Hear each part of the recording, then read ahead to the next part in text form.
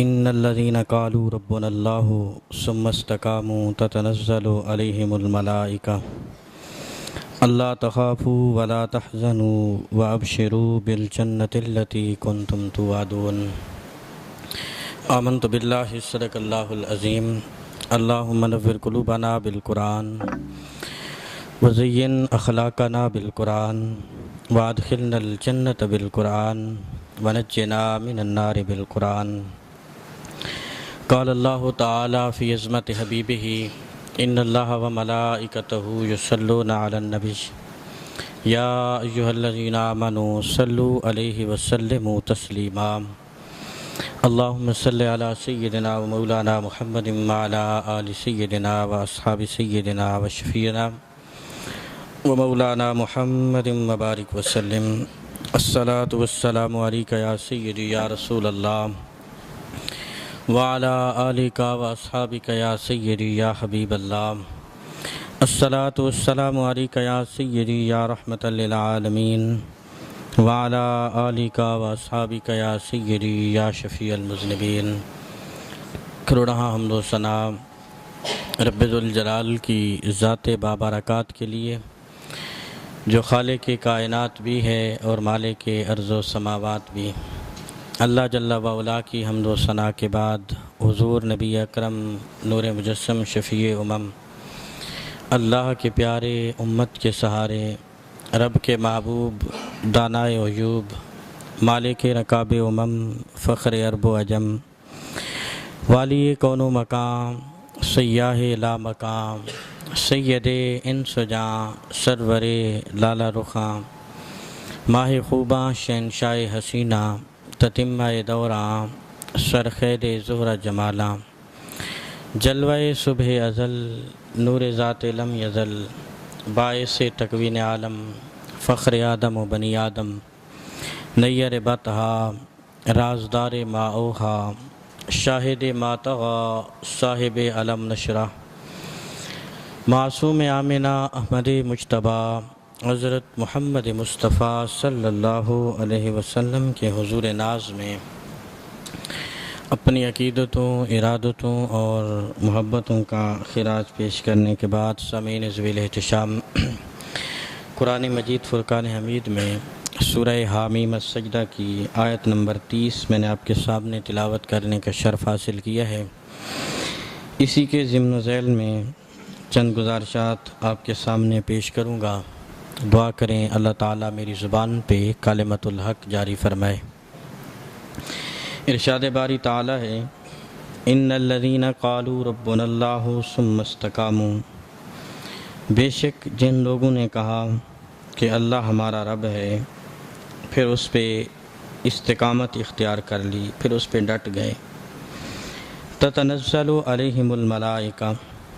تو ان کے اوپر اللہ کے فرشتوں کا نزول ہوتا ہے، اللہ تخافوا ولا تحزنوا، فرشتے اس سے کہتے ہیں کہ نہ تم خوف کرو اور نہ غم کھاؤ، وابشروا بالجنہ، اور جنت کی بشارت دیتے ہیں، التی کنتم توعدون، جس جنت کا وعدہ کیا گیا ہے تم سے، فرشتے آ کے اس کی بشارت آپ کو سناتے ہیں۔ اس آیت طیبہ میں ابتداً 3 چیزوں کو بیان کیا گیا ہے۔ پہلی چیز ایمان ہے، دوسری چیز یقین ہے، اور تیسری چیز استقامت ہے۔ کیونکہ لا الہ الا اللہ محمد الرسول اللہ پڑھنے کے بعد پھر یقین محکم کی ضرورت ہوتی ہے، اور جس وقت ایمان اور یقین انسان کا مکمل ہو جاتا ہے تو اس کے بعد پھر استقامت کی ضرورت ہوتی ہے۔ جس وقت یہ تینوں چیزیں مکمل ہو جائیں تو ایک بندہ مومن کی زندگی مکمل ہو جاتی ہے، کیونکہ یقین جو ہے ایمان لانے کے بعد یہ بہت ضروری ہے۔ ایک گھر کو ہی دیکھ لیں، میاں بیوی کا رشتہ ہے، بہترین گھر ہے، دولت کی فراوانی ہے، لیکن یقین نہیں ہے، ایک دوسرے کے بارے میں شکوک و شبہات ہیں، ذہن میں گڑبڑ چلتی ہے ایک دوسرے کے بارے میں، تو گھر میں امن نہیں ہو سکتا۔ گھر جتنا عالی شان ہو، پیسے کی جتنی فراوانی ہو، جب تک ایک دوسرے پہ اعتماد اور یقین نہیں ہے تو اس وقت تک گھر میں سکون برقرار ہو سکتا نہیں۔ یقین جو ہے یہ بڑی ضروری چیز ہوتی ہے۔ اسی طرح دوستی کا رشتہ ہو، بے شک میاں بیوی سے ہٹ کے دوستی کے رشتے کو دیکھ لیں، اس میں بھی اگر یقین نہیں ہے انسان کو حاصل تو اس میں بھی بے سکونی اور بے چینی ہے۔ یا کاروبار کو دیکھ لیں، دو آدمی پارٹنرشپ پہ کاروبار کرتے ہیں، کاروبار تو وہ کر رہے ہیں لیکن اگر ایک دوسرے پہ یقین ہی نہیں ہے ان کو تو پھر بھی بے چینی ہی رہے گی۔ یقین بڑی ضروری چیز ہے، یہ انسان کی زندگی کا حصہ ہے۔ یقین جس وقت انسان کے اندر پیدا ہو جاتا ہے تو پھر زندگی کے اندر سکون اور اطمینان آنا شروع ہو جاتا ہے۔ نبی کریم صلی اللہ علیہ وسلم نے فرمایا کہ جس شخص کو اللہ تعالیٰ نے دو قسم کا مال دے دیا تو سمجھ لو کہ اس کو دنیا کی ہر چیز مل گئی۔ پوچھا گیا یا رسول اللہ صلی اللہ علیہ وسلم دو قسم کا مال کون سا ہے؟ انسان کی سوچ تو جاتی ہے اس طرف کہ نبی کریم صلی اللہ علیہ وسلم شاید درم و دینار کی طرف اشارہ کرنا ہوگا یا سونے اور چاندی کی طرف اشارہ کریں گے حضور صلی اللہ علیہ وسلم، یا بہت بڑے کاروبار کی طرف اشارہ کریں گے۔ لیکن جب ہم حدیث کو پڑھتے ہیں تو ان میں سے کوئی ایسی چیز بیان نہیں کی نبی کریم صلی اللہ علیہ وسلم نے۔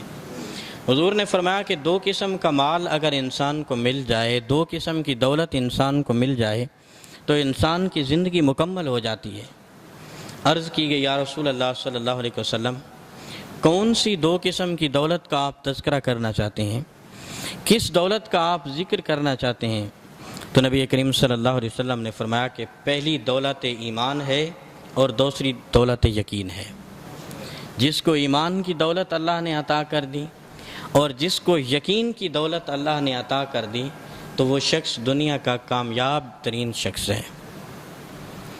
نبی کریم صلی اللہ علیہ وسلم نے کتنی اہم بات کی طرف اشارہ فرمایا کہ اپنے ذہن کو پاک کرو۔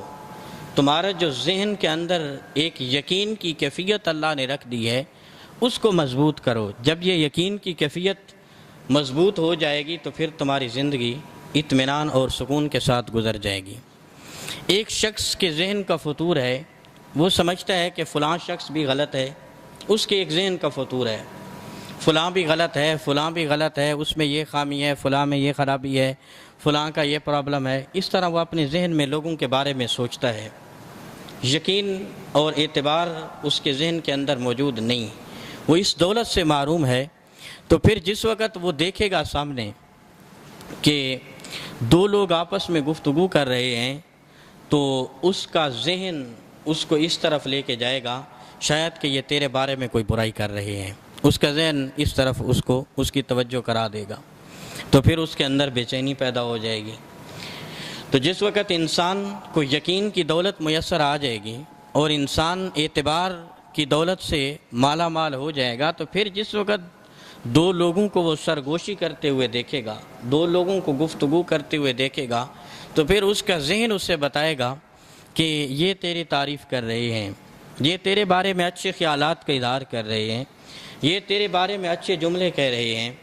تو اس سے انسان کی زندگی میں جو ہے سکون پیدا ہو جائے گا اور زندگی بہتر گزرنا شروع ہو جائے گی۔ کمزور تاجر وہ نہیں ہوتا جس کا جو ہے مال تجارت مختصر ہو، بلکہ کمزور تاجر وہ ہوتا ہے جس کا اعتماد نہ کیا جائے،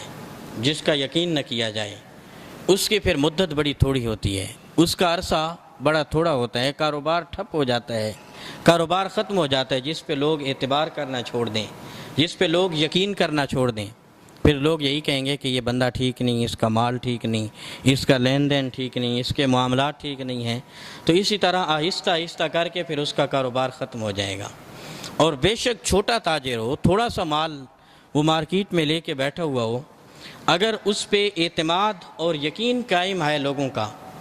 تو اس کی زندگی پرسکون ہو جائے گی اور وہ بڑے اطمینان کے ساتھ جو ہے اپنا سسٹم چلا پائے گا۔ تو یہ ایک دنیا کا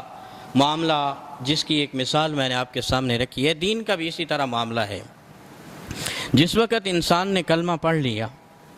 انسان مسلمان ہو گیا، تو اس کے بعد ایک یقین کی دولت ہے جو انسان کو اگر میسر آ جائے گی تو پھر انسان کی زندگی کامیابی کی زندگی ہے۔ لیکن اگر یقین کی دولت سے محروم ہے انسان تو پھر اس کی نماز میں لذت نہیں ہوگی، کوئی کام بھی کرے گا دین کا، شریعت پیرا ہوگا تو پھر اس کے اندر وسوسہ اندوزی ہوگی، پھر نماز بھی پڑھے گا تو وہ کہے گا پتہ نہیں یہ قبول ہے کہ نہیں، روزہ بھی رکھے گا تو اس کو یقین کی دولت نہیں، روزہ بھی رکھے گا تو وہ کہے گا پتہ نہیں اللہ تعالیٰ نے میرا یہ قبول بھی کرنا ہے کہ نہیں، پھر کوئی بھی کام کرے گا تو پھر وہ بے یقینی کے ساتھ، بے اعتباری کے ساتھ اس کو سر انجام دے گا، یہاں تک کہ اللہ اور اس کے رسول کے جو احکامات ہیں جس وقت وہ بھی اس کے سامنے آئیں گے تو وہ بھی جو ہے یقینی اور بے یقینی کے درمیان رہے گا۔ مثلا ایک مثال جمعے کی ہی میں عرض کر دوں آپ کے سامنے کہ حضور علیہ السلام نے فرمایا کہ جمعے کے لیے جو شخص سب سے پہلے مسجد میں پہنچ جاتا ہے تو اس کے بارے میں حضور علیہ السلام فرماتے ہیں کہ اللہ تعالیٰ اس کو اونٹ کا ثواب عطا فرماتا ہے، جو سب سے پہلے جمعے کے لیے مسجد میں آ جاتا ہے، اور پھر اسی طرح جو بعد میں آتا جائے گا اس کے ثواب میں کمی آتی جائے گی، پھر بعد میں آنے والے کو گائے کا ثواب، اس کے بعد آنے والے کو بکری کا ثواب، اس کے بعد آنے والے کو مرغی کا ثواب، اس کے بعد آنے والے کو مرغی کے انڈے کے برابر ثواب دیا جائے گا، اسی طرح پھر ثواب میں کمی ہوتی جاتی ہے۔ لیکن جو سب سے پہلے آتا ہے اللہ تعالیٰ اس کو اونٹ کے برابر اجر عطا فرماتا ہے۔ اب اگر یقین کی دولت انسان کو میسر ہے تو پھر تو انسان کوشش کرے گا، لیکن جس وقت یقین کی دولت ہی اللہ اور اس کے رسول کے فرمان پہ یقین کی دولت ہی میسر نہیں ہوگی، کیونکہ یہ گارنٹی کسی عالم کی نہیں ہے، کسی مفتی کی نہیں ہے، کسی ملا کی نہیں ہے، یہ گارنٹی تاجدار کائنات صلی اللہ علیہ وسلم کی ہے۔ حضور نے یہ گارنٹی عطا فرمائی ہے کہ اونٹ ملے گا اس کو، اس کا اجر اونٹ کے برابر ہوگا۔ تو اگر اس پہ یقین کامل ہوتا اور یقین مستحکم ہوتا تو پھر لوگ یہ کوشش کرتے کہ ہم پہلے جائیں اور سب سے پہلے بیٹھ کے نماز جمعہ ادا کریں، اس چیز کی لوگ کوشش کرتے۔ لیکن اگر 300 یا 500 یا 700 کا اجتماع ہو ہماری مسجد میں تو کتنے لوگ ہیں جو پہلے آ کے مسجد میں بیٹھتے ہیں؟ بہت کم تعداد۔ لوگ گھڑی دیکھ رہے ہوتے ہیں، ٹائم دیکھ رہے ہوتے ہیں کہ اب جماعت کا ٹائم کس وقت ہوگا تو ہم جا کے فرض پڑھ کے واپس آ جائیں گے۔ صرف فرض لوگ پڑھتے ہیں، بعد کی جو رکھتے ہیں 4 سنت، 2 سنت اور 2 نفل، اکثر لوگ یہ پڑھنے کی بھی زحمت نہیں کرتے اور فرض پڑھ کے وہ چلے جاتے ہیں گھروں کو، نہ جانے وہ گھر میں جا کے یہ نماز پڑھتے ہیں یا نہیں پڑھتے، یہ ان کا معاملہ ہے۔ تو یقین کی جو دولت ہے جس وقت یہ انسان کو میسر آ جائے تو پھر ہر چیز میں، دین کے ہر پہلو میں انسان آگے بڑھنے کی کوشش کرے گا۔ حضرت سیدۃ النساء فاطمہ الزہرا رضی اللہ تعالی عنہا کبھی کوئی فرمائش نہیں کرتی تھیں حضرت علی رضی اللہ تعالی عنہ سے۔ ایک دن بہت شدید علیل ہو گئیں، طبیعت ناساز ہو گئی، تو حضرت علی رضی اللہ تعالی عنہ نے کہا کہ اے عزت والے رسول کے عزت والی بیٹی، کبھی آپ نے کوئی خواہش نہیں کی، کبھی کوئی آرزو نہیں کی، کبھی کوئی تمنا نہیں رہی آپ کی طبیعت ناساز ہے، آپ کچھ بتائیں، اگر آپ کی کوئی خواہش ہے، کوئی تمنا ہے، کسی چیز کے لیے آپ کا دل ہے تو آپ مجھے بتائیں تاکہ وہ میں آپ کو مہیا کر کے دوں، آپ کو لا کر دوں۔ تو سیدۃ النساء فاطمہ الزہرا رضی اللہ تعالی عنہا نے فرمایا کہ یا علی،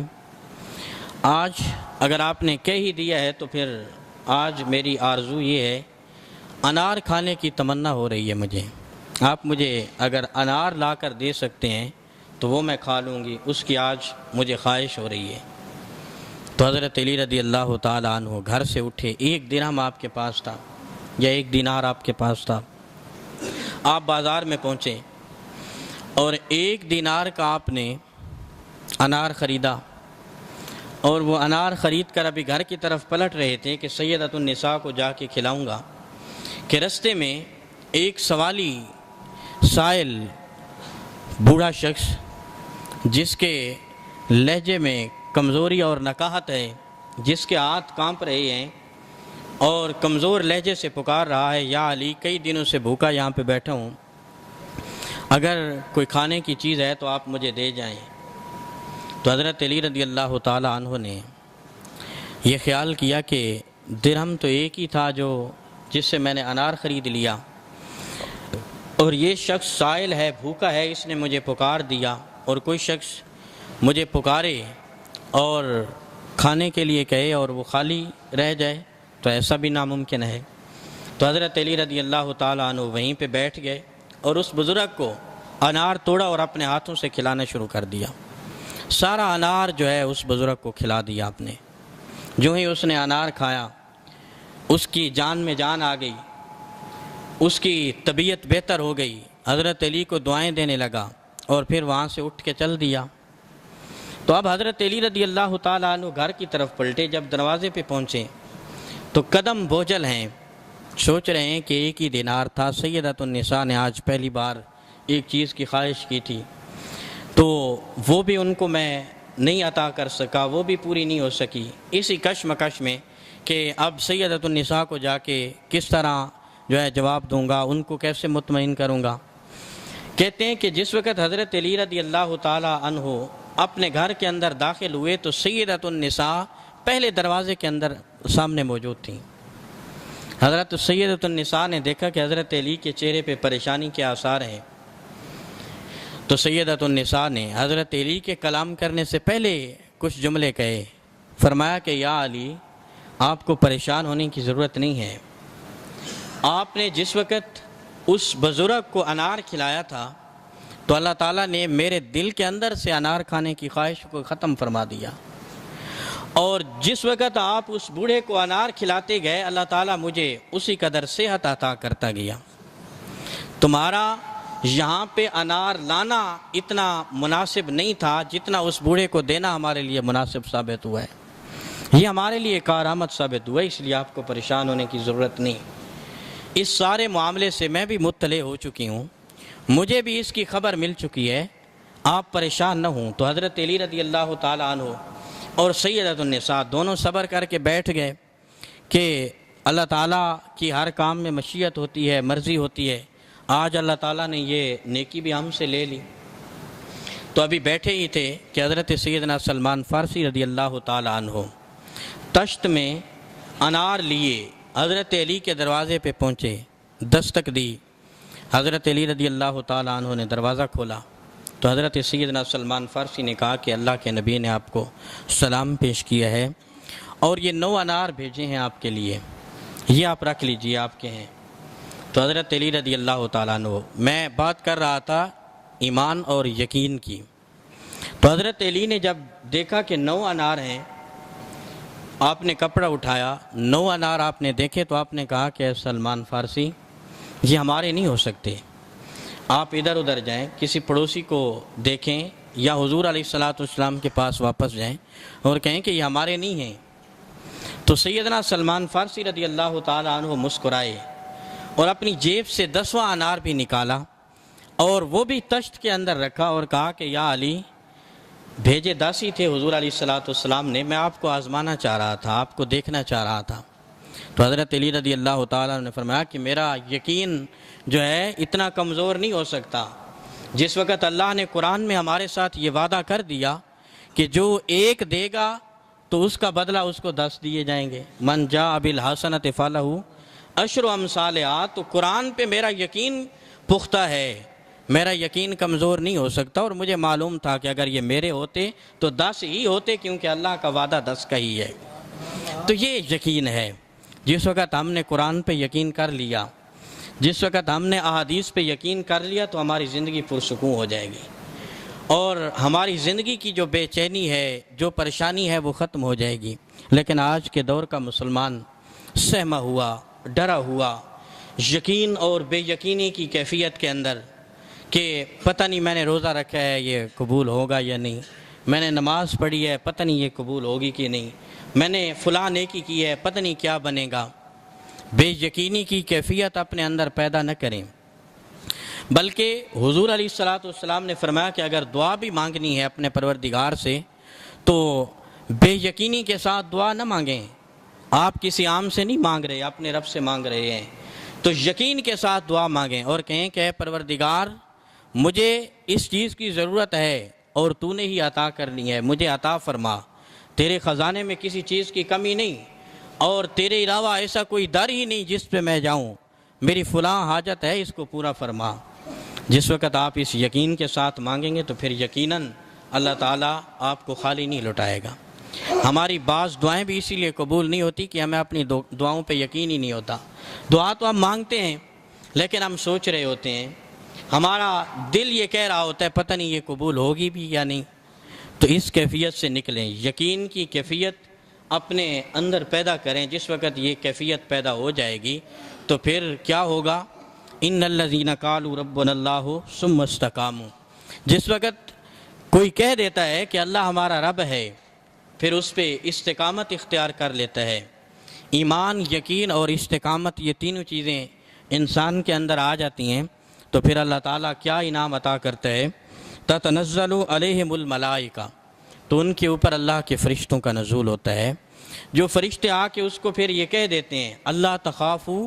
ولا تحزنوا وابشروا بالجنہ، کہ نہ تو خوف کر نہ غم کر اور تجھے بشارت ہے کہ تیرے ساتھ وعدہ کیا گیا ہے۔ اور پھر یہ فرشتے انسانوں کے اوپر نازل ہوتے ہیں۔ قرآن کہتا ہے فرشتے صرف انبیاء کے اوپر نازل نہیں ہوتے تھے، بلکہ جس کے اندر یہ کیفیات پیدا ہو جائیں ایمان، یقین اور استقامت کی، تو فرشتے پھر ان لوگوں کے اوپر بھی نزول کرتے ہیں۔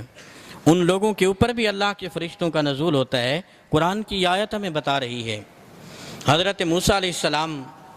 جس وقت فرعون کے دربار میں موجود تھے اور سامنے سارے جادوگر تھے اور انہوں نے اپنی رسیاں پھینکی ہوئی تھیں اور وہ ساری کی ساری رسیاں سانپ بنی ہوئی تھیں، ایک بہت بڑا مجمع لگا ہوا تھا فرعون کے دربار میں، تو حضرت موسیٰ علیہ السلام ان کے سامنے موجود تھے اور آپ کے پاس تحفظ کے لیے ایک ہی عصا تھا، ایک ہی لاٹھی تھی آپ کے پاس۔ تو رب ذوالجلال نے فرمایا کہ اے موسیٰ، قرآن مجید فرقان حمید میں کئی مقامات پہ اس چیز کا تذکرہ فرمایا اللہ تعالیٰ نے، اے موسیٰ اپنا عصا اس میدان کے اندر پھینک دو۔ تو اب انسانی عقل یہ کہتی ہے کہ اگر سانپ کا دفاع کرنا ہو تو ہاتھ میں عصا ہو، ہاتھ میں سوٹی ہو تو اس کو پھینکا نہیں جاتا بلکہ اس کو قابو کیا جاتا ہے۔ انسانی عقل تو یہی کہتی ہے نا، کیونکہ سانپ کا مقابلہ کرنا ہے، اس کا دفاع کرنا ہے۔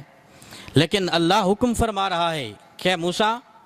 یہ اپنی لاٹھی، یہ اپنا عصا پھینک دو۔ تو حضرت موسیٰ علیہ السلام نے بغیر حیلہ و حجت کے، بغیر کوئی سوال کی اپنے پروردگار سے اپنا وہ عصا نیچے پھینک دیا۔ بس وہ عصا پھینکنے کی دیر تھی کہ رب ذوالجلال نے اس کو بھی بہت بڑا سانپ بنا دیا، وہ بڑا اژدہا بن گیا اور ان سارے جادوگروں کے جو سانپ تھے ان کو وہ کھا گیا۔ تو یہ یقین کی جو ہمارے اندر ایک ہمت پیدا ہوتی ہے اس معاملے سے، اس واقعے سے ہمارے اندر پیدا ہوتی ہے کہ ایک چیز ان کے دفاع کے لیے تھی، رب کا حکم ہوا کہ اس کو پھینک دو، انہوں نے پھینکا تو اللہ تعالیٰ نے اسی سے ہی ان کو کامیابی عطا کر دی، اسی سے ہی ان کو فتح نصیب ہوئی۔ اس سے پیچھے چلے جائیں، حضرت موسیٰ علیہ السلام جس دور میں آئے ہیں تو اس دور میں فرعون نے بچوں کا قتل شروع کرایا ہوا تھا، حکم دیا ہوا تھا، کیونکہ خواب دیکھ چکا تھا کہ مصر کی جڑ سے ایک آگ نکلی ہے جو پورے قبطی خاندان کو بھی ہلاک کر رہی ہے اور میری سلطنت کا تختہ بھی الٹ کر دیا اس نے۔ تو اس خواب سے پریشان تھا، نجومیوں نے، کاہنوں نے بتا دیا تھا کہ ایک بچہ پیدا ہونے والا ہے جو یہاں پہ حکمرانی کرے گا اور تیری سلطنت بھی نیست و نابود ہو جائے گی۔ تو اس نے کہا کہ وہ بچہ اس دنیا میں آئے ہی کیوں؟ تو اس نے بچے قتل کروانا شروع کر دیے۔ ایک روایت کے مطابق 70,000 بچے اس نے قتل کروائے، ایک میں 90,000 عورتوں کے حمل گرا دیے گئے۔ تو اسی طرح سلسلہ چلتا رہا، پھر 1 سال بچے قتل ہوتے، 1 سال بچوں کو چھوڑ دیا جاتا۔ تو حضرت موسیٰ علیہ السلام کے والد فرعون کے دربار میں ڈیوٹی کرتے تھے، حضرت عمران۔ تو جس وقت حضرت موسیٰ علیہ السلام کی ولادت کا وقت ہوا تو آپ نے اپنی زوجہ سے کہا کہ اگر تو بچے کی ولادت ہو گئی تو یہاں پہ مشکل ہو جائے گا کیونکہ بچوں کا قتل ہو رہا ہے، آپ ایسا کرو کسی غار میں چلی جاؤ، کسی غار میں تشریف لے جاؤ جہاں کسی کو معلوم نہ ہو کہ ہمارے ہاں بھی کسی بچے کی پیدائش ہوئی ہے۔ تو آپ کی والدہ ایک غار میں تشریف لے گئیں، وہاں پہ حضرت موسیٰ علیہ السلام کی ولادت ہوئی۔ حکم ہوا، اللہ تعالیٰ نے قرآن مجید میں اس کا تذکرہ فرمایا، وَأَوْحَيْنَا إِلَىٰ أُمِّ مُوسَىٰ،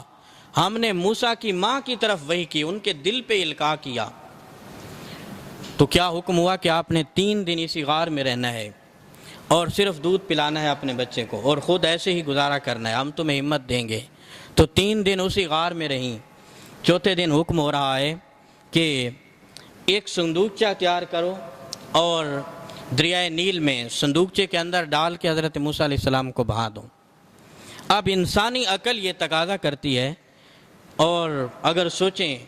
تو انسان یہ کہہ سکتا ہے کہ صندوق کے اندر انسان کو آکسیجن کیسے ملے گی، کیونکہ صندوق تو بند ہو جائے گا، اور پھر دریا میں جب کسی کو بہا دیا جائے تو اس کو زندگی تو نہیں ملتی، دریا سے نکالنے سے تو زندگی مل جاتی ہے، دریا میں بہانے سے تو زندگی ختم ہو جاتی ہے۔ لیکن حضرت موسیٰ علیہ السلام کی والدہ، ان کو بھی اللہ تعالیٰ نے، کیونکہ جو انبیاء کے والدین ہوتے ہیں وہ موحد ہوتے ہیں، دین پہ ہوتے ہیں اور اللہ کو ماننے والے ہوتے ہیں، یقین تھا اپنے پروردگار پہ، تو ایک صندوقچہ تیار کروایا اور حضرت موسیٰ علیہ السلام کو دریا کے سپرد کر دیا، اور خود مطمئن ہو کے گھر میں آ کے بیٹھ گئیں، اور یقین تھا کہ اللہ تعالیٰ میرے بیٹے کو محفوظ رکھے گا۔ یہ ایک یقین کی میں بات کر رہا ہوں۔ اور پھر حضرت موسیٰ علیہ السلام کا صندوقچہ دریائے نیل سے اس نہر کی طرف روانہ ہوا جو نہر فرعون کے دربار کی طرف جاتی تھی۔ فرعون اور اس کی بیوی حضرت آسیہ وہ اس نہر کے کنارے پہ بیٹھے تھے کہ انہوں نے صندوقچے کو دیکھ لیا، صندوقچہ اٹھایا، دیکھا تو ایک بچہ موجود ہے خوبصورت سا۔ تو حضرت آسیہ نے کہا کہ میرے ہاں کوئی اولاد نہیں ہے اور میں اس کی پرورش کروں گی۔ تو فرعون نے کہا کہ تمہیں پتہ ہے میں نے بچوں کے قتل کا سلسلہ شروع کرایا ہے۔ تو حضرت آسیہ نے کہا کہ اتنے بچے قتل ہو گئے، اور جس بچے نے آنا تھا اب تو وہ قتل بھی ہو چکا ہوگا، اس لیے آپ پریشان نہ ہوں، یہ مجھے رکھ لینے دیں، میں اس کو اپنا بیٹا بنا لوں گی۔ تو فرعون اس بات کو مان گیا، اور پھر اللہ تعالیٰ نے حضرت موسیٰ علیہ السلام کی کفالت اور پرورش فرعون کے دربار میں کرائی۔ یہ یقین کی دولت ہے جو اللہ تعالیٰ نے آپ کی ماں کو عطا فرمائی تھی، اور ان کو یقین تھا۔ آپ کی بہن نے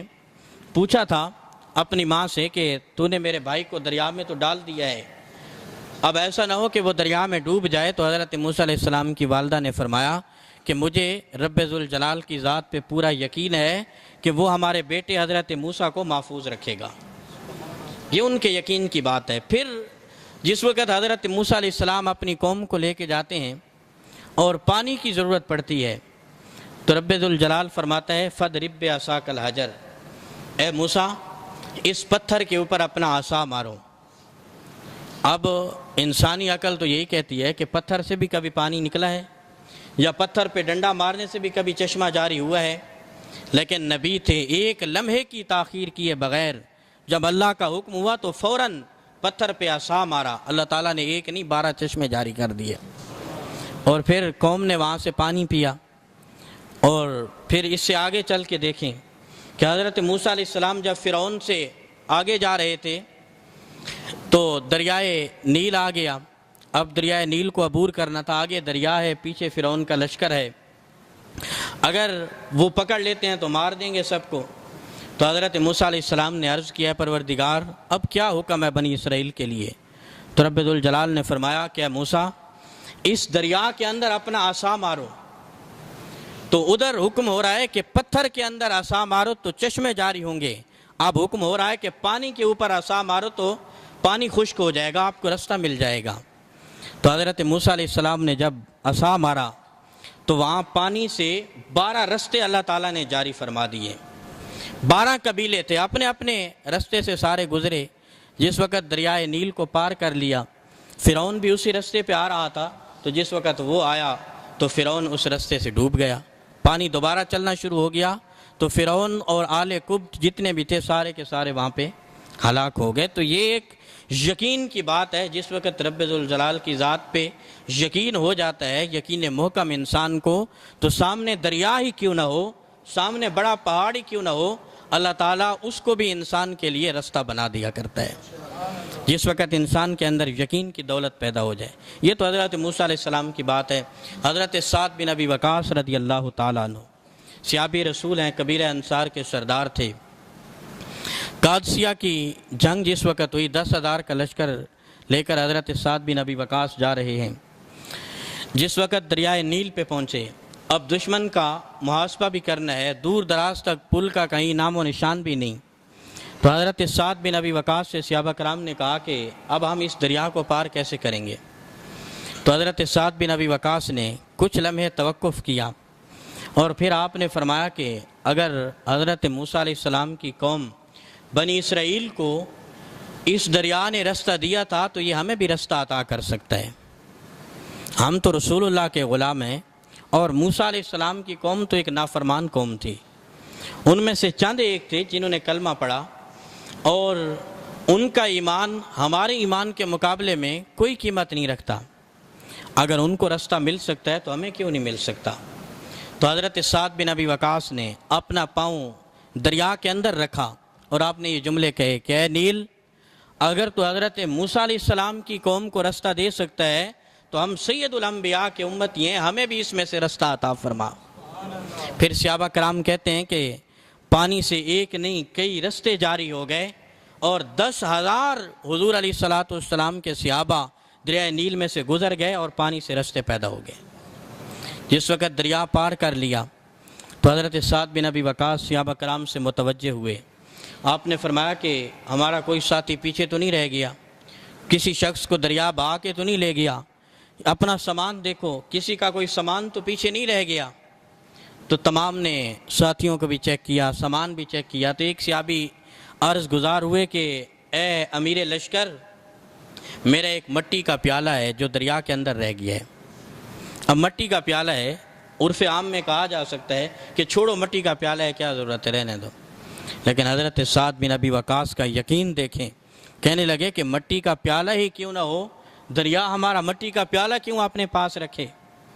تو حضرت سعد بن ابی وقاص پھر پیچھے پلٹے، اپنا پاؤں پانی کے اندر رکھتے ہوئے کہا کہ اے دریائے نیل، ہمارا پیالہ جو رکھا ہے وہ بھی ہمیں واپس لوٹا دے۔ تو پانی کی ایک لہر آئی اس طرف، اور مٹی کا پیالہ جو ہے کنارے کے اوپر آ لگا۔ تو یہ یقین کی بات ہے، جس وقت یقین انسان کے اندر پیدا ہو جائے تو پھر دریاؤں سے رستے بھی انسان کی ہے۔ حضرت ابو بصیر رضی اللہ تعالی عنہ، یہ حضور علیہ السلام کے صحابی ہیں۔ جس وقت حدیبیہ کا معاہدہ ہوا تھا کفار اور مشرکین کے ساتھ، اس میں کئی شرائط رکھی گئی تھیں۔ نبی کریم صلی اللہ علیہ وسلم کے ساتھ انہوں نے جو شرائط طے کی تھی، ان میں چند ایک یہ تھیں کہ جس وقت کوئی شخص مدینے سے مکہ کی طرف آئے گا مسلمان، اور وہ مکہ میں رہنا چاہے گا، تو اس کو مکہ میں رہنے کی اجازت ہوگی، آپ زبردستی اس کو مدینے نہیں بلائیں گے۔ اور اگر اس دوران، جتنی دیر میں ہمارا معاہدہ ہے، اگر اس دوران جو ہے مکہ کا کوئی شخص مسلمان ہو گیا، یا یہاں کا کوئی مسلمان مدینے جائے گا، تو اس کو جانے کی اجازت نہیں ہوگی۔ یہ معاہدہ تھا، بظاہر تو ان کے حق میں تھا، لیکن اس میں اللہ تعالیٰ نے قرآن مجید فرقان حمید کی آیات نازل فرمائی تھی، اِنَّا فَتَحْنَا لَكَ فَتْحًا مُبِينًا، بے شک ہم نے آپ کو واضح فتح کی بشارت عطا فرمائی ہے۔ حضور علیہ السلام نے فرمایا کہ مجھے آپ کا یہ معاہدہ منظور ہے، مدینے کا کوئی شخص اگر مکے آ جائے گا تو اس کو رہنے کی اجازت ہوگی، مکے کا کوئی مسلمان مدینے نہیں آ سکتا، اگر آئے گا تو اس کو واپس آپ کے حوالے کر دیا جائے گا۔ اس کے علاوہ اور بھی بہت ساری شرائط تھیں، جو مقصد میں نے بیان کرنا ہے وہ انہی دو باتوں میں ہی ہے۔ تو یہ معاہدہ ہوگی، آپ حضور مدینے میں اپنی زندگی بسر کر رہے ہیں، کچھ مسلمان ایسے ہیں جو مکہ میں، جن کے اوپر کفار اور مشرکین ظلم و ستم کرتے ہیں، اب وہ مدینے جا نہیں سکتے، کیونکہ حضور علیہ السلام زبان دے چکے ہیں کہ کوئی مسلمان مکہ سے مدینے نہیں آئے گا، اگر آئے گا تو پھر وہ آپ کے حوالے واپس کر دیا جائے گا۔ اب حضرت ابو بصیر رضی اللہ تعالیٰ عنہ، ان کو گھر والوں نے بھی سخت اذیت دی، کلمہ پڑھنے کی وجہ سے آپ کو جیل میں بند کر دیا گیا، پاؤں کے اندر زنجیریں ڈال دی گئیں، اور آپ پہ ظلم اور تشدد بھی کیا جاتا تھا، مارا بھی جاتا تھا کفار اور مشرکین سے کہ کلمہ چھوڑ دو۔ اور روزانہ یہ اذیتیں ہوتی، جس طرح کہ حضرت بلال کا واقعہ ہے، حضرت عمار یاسر کا واقعہ ہے، حضرت عقبہ کا واقعہ ہے، بہت سارے صحابہ کرام کا واقعہ میں ملتا ہے کہ کفار تکلیفیں دیتے تھے۔ تو ابو بصیر رضی اللہ تعالیٰ عنہ، رات کا وقت تھا، جیل کا دروازہ کھلا تھا یا کسی بھی طریقے سے آپ جیل سے باہر نکلے اور انہی زنجیروں کے ساتھ آپ آہستہ آہستہ باہر نکلے، پھر آگے آ کے ایک رستے میں آپ نے ایک پاؤں کی زنجیریں کاٹیں پتھروں کے ساتھ، اور آپ نے مدینے کا رخ کر لیا۔ رستے میں ایک گھوڑ سوار جا رہا تھا، اس کے ساتھ آپ سوار ہو گئے، اس نے مدینے کے قریب اتار دیا آپ کو۔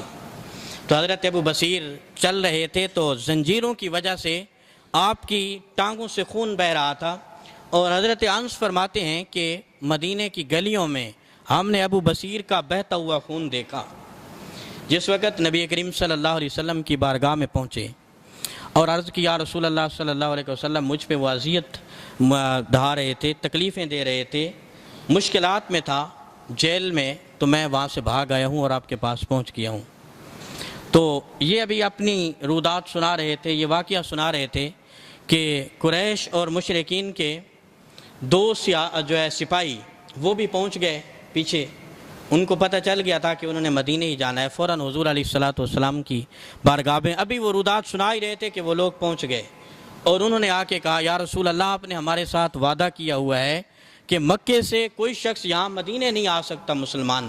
اگر آئے گا تو آپ ہمارے حوالے کریں گے، یہ آپ کا معاہدہ ہے۔ صلح حدیبیہ کے معاہدے میں یہ بات لکھی گئی ہے۔ تو نبی کریم صلی اللہ علیہ وسلم نے فرمایا، ہاں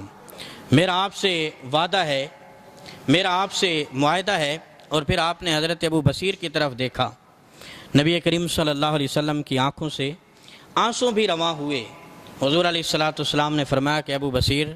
تمہاری تکلیف اور اذیت کو میں دیکھ رہا ہوں، مجھے پتہ ہے کہ تم کتنی تکلیف میں ہو، کتنی اذیت میں ہو، لیکن اب بات یہ ہے کہ میں زبان دے چکا ہوں ان کو،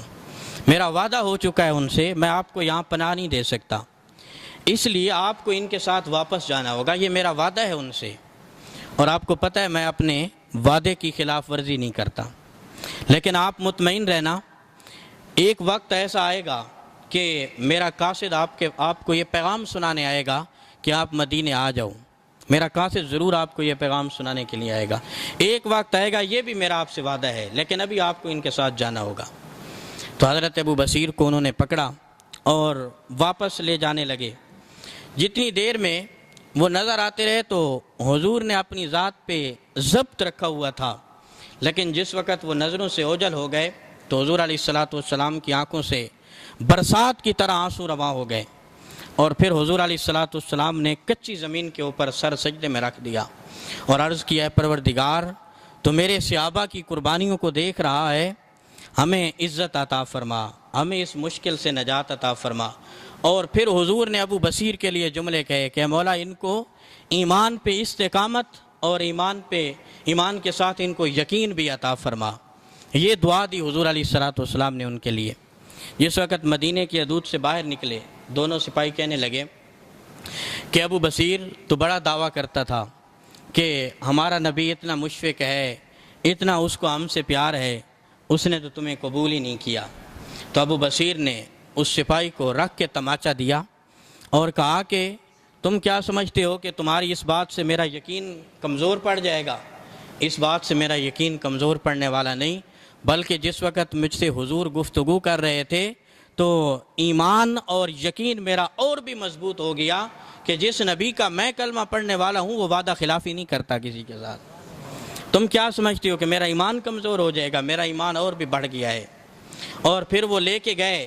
جس وقت مکہ کی حدود کے قریب پہنچے تو ابو بصیر کو موقع ملا، مدینے کی حدود ختم ہو گئی، اب مکہ کی حدود داخل ہو چکی تھی۔ ابو بصیر کو موقع ملا، ایک سپاہی کی تلوار کھینچ لی انہوں نے اور ایک سپاہی کا ادھر ہی سر تن سے جدا کر دیا۔ دوسرے نے دیکھا کہ اب تو میری بھی خیر نہیں، تو وہ بھی بھاگ گیا۔ تو ابو بصیر کہتے ہیں کہ اب میں مکے تو جا نہیں سکتا کیونکہ وہاں پہ ظلم و ستم سامنے نظر آ رہا تھا، اب مدینے بھی جا نہیں سکتا کیونکہ حضور ناراض ہوں گے۔ تو قریب ہی ایک بستی تھی، وہیں پہ آپ نے جو ہے جنگل تھا اور قریبی بستی تھی، وہیں پہ آپ نے قیام کر لیا، وہیں پہ آپ نے سکونت اور رہائش اختیار کر لی اور وہیں پہ آپ نے کھیتی باڑی شروع کر دی۔ تو جو مسلمان مکے سے کفار اور مشرکین کے ظلم سے تنگ آتا تو وہ اس بستی میں پہنچ جاتا ابو بصیر کے پاس، یہاں تک کہ وہاں پہ 300 مسلمان ابو بصیر کے پاس پہنچ گئے اور یہ بہت بڑی جماعت بن گئی۔ اس وقت مدینے کی طرف سے مسلمانوں کا اگر کوئی قافلہ آتا تو مکہ کے کفار اور مشرکین اس قافلے کو لوٹ لیا کرتے تھے۔ تو حضور علیہ الصلوۃ والسلام نے ان کو وارننگ دی کہ مسلمانوں کے ساتھ یہ زیادتی نہ کرو، اگر آپ نے پھر ایسا کیا تو پھر آپ کے قافلے کے ساتھ بھی اسی طرح کیا جائے گا، آپ کے قافلے کو بھی لوٹا جائے گا، اور جو زیادتی تم مسلمانوں کے ساتھ کرو گے، اگر مکہ کا کوئی کافر یا مشرک مدینے کی طرف آیا تو اس کو بھی اسی طرح جواب دیا جائے گا۔ تو انہوں نے کہا ٹھیک ہے، کوئی بات نہیں۔ تو پھر جس وقت ان کا کوئی قافلہ مدینے کی طرف جانے لگتا تو ابو بصیر کو اجازت مل گئی تھی کہ آپ ان کے قافلے کا سامان لے سکتے ہیں اور اس کو مال غنیمت میں شامل کیا جائے گا، اور جس قدر وہ مسلمانوں پہ زیادتی کرتے ہیں اسی طرح تمہیں بھی اجازت ہے کہ ان کے اوپر زیادتی کرو۔ تو گزرتے گزرتے کافی عرصہ گزر گیا تو حضرت ابو بصیر ان دنوں میں شدید علیل ہو گئے، بیمار ہو گئے۔ کفار اور مشرکین بھی اب اس بات سے تنگ آ گئے تھے کہ ہم مسلمانوں کا اتنا مال نہیں لیتے جتنے مسلمان ہمارا مال لے لیتے ہیں،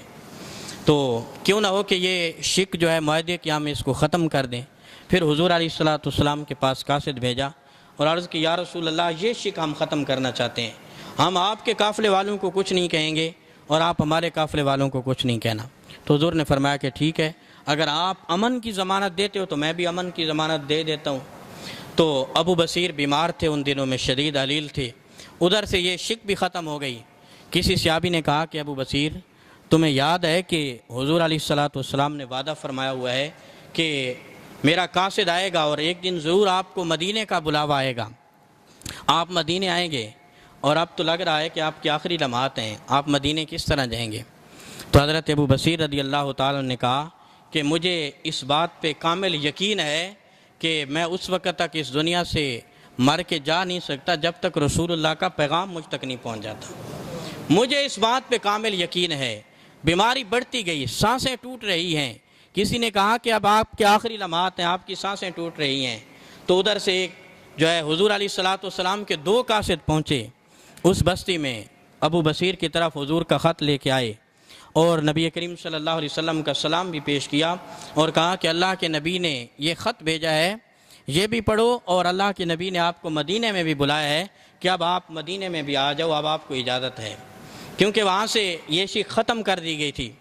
تو حضرت ابو بصیر آخری سانسیں ہیں تو آپ نے وہ خط اپنی مٹھی میں لے لیا اور اپنا ہاتھ بلند کر دیا اور آپ نے کہا کہ لوگو، تم گواہ رہنا کہ حضور علیہ الصلوۃ والسلام نے میرے ساتھ وعدہ کیا تھا کہ میں تمہیں مدینے بلاؤں گا اور میرا قاصد پہنچے گا تمہارے پاس، تو یہ حضور کا وعدہ بھی پورا ہو گیا۔ اور پھر حضور کا خط چوما، آنکھوں پہ لگایا اور درود پاک پڑھنے لگے، اور پھر زبان حال سے یہ کہنے لگے یا رسول اللہ میں حاضر ہوا، یا رسول اللہ میں پہنچ گیا، اور پھر کلمہ طیبہ پڑھتے ہوئے آپ کی روح کف انصری سے پرواز کر گئی۔ تو صحابہ کرام کہتے ہیں کہ آخری لمحات میں ہم ابو بصیر سے کہتے رہے کہ کس طرح آپ انتظار میں ہیں، اب تو آپ کی روح بھی قبض ہونے والی ہے۔ تو انہوں نے کہا کہ میرا یقین اتنا ہے حضور علیہ الصلوۃ والسلام کی ذات پہ کہ جب تک حضور کا قاصد آ نہیں جاتا اس وقت تک میں اس دنیا سے جا نہیں سکتا۔ تو یہ یقین ہے، جس وقت انسان کے اندر یہ یقین کی دولت آ جائے، ایمان کے بعد یقین اور پھر اس پہ استقامت، تو اللہ تعالیٰ دریاؤں کو بھی جو ہے انسان کے لیے فراوانی دے دیتا ہے۔ اللہ تعالیٰ ہمیں ایمان اور یقین کی دولت عطا فرمائے۔ وما علینا الا البلاغ۔